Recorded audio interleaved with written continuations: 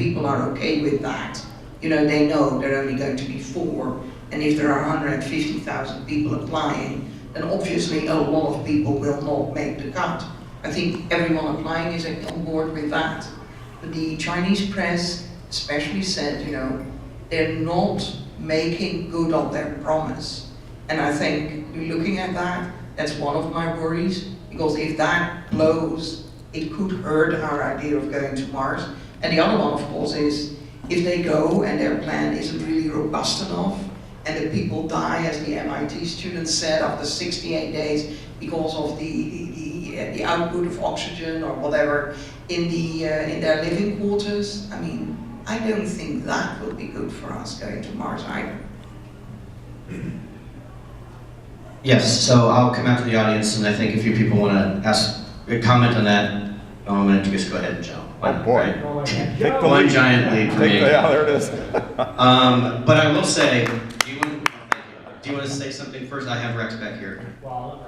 Okay, I'm coming. And as I go, let me say this too, that I think that we need to write a crisis communications plan now for whatever the outcome is in Mars 1. So even if we're not involved with Mars 1, we all need to know what we need to say if certain things happen.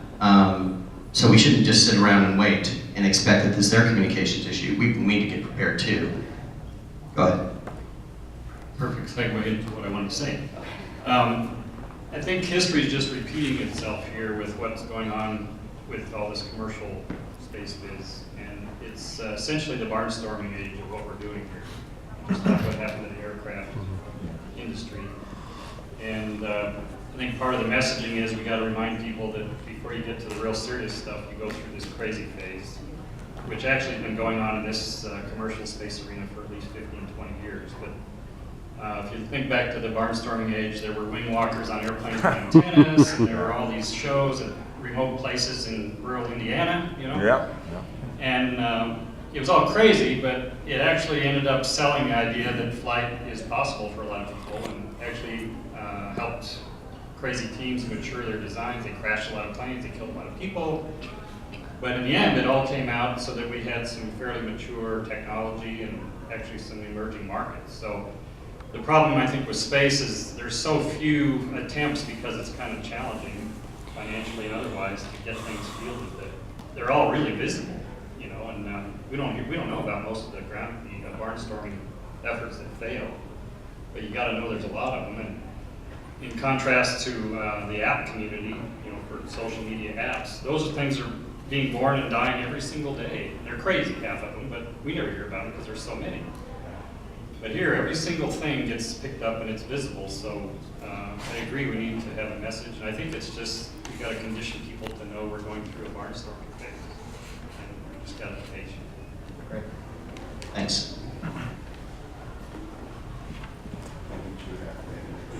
Sure. So I work in the press part-time, and I've been following the story with a lot of interest. And I think I saw Baz Landorp's, one of his first keynotes. I think you and I both did.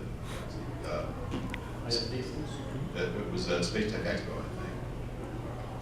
Yeah. And I was in the room looking around side to side thinking, am I the only person that doesn't quite get this? It doesn't seem to add up.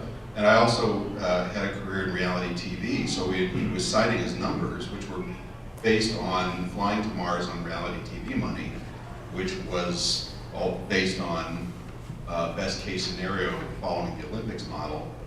I thought, you know, I work for these people. They don't pay that kind of money. They don't deliver on what they say, and they'll turn on me like a viper in a second. The second the ratings drop 2 points. So I think it is the greatest story ever told. My fear is, as I think you were alluding to, you can only get away with a couple of these failures before people turn on you. And I think the press is on a pivot now. He just lost the Endemol contract, as you were saying. He just pushed back the unmanned lander date by 2 years. They quietly pushed back the Colonial landing date by 2 years. And when asked about the loss of the Endemol deal, Baz was just recently quoted as saying, well, I never said TV was going to finance this venture. And we were both there when he did. And he said it at least 4 times in public settings. So my fear is that if this fails, and I don't think it will fail spectacularly,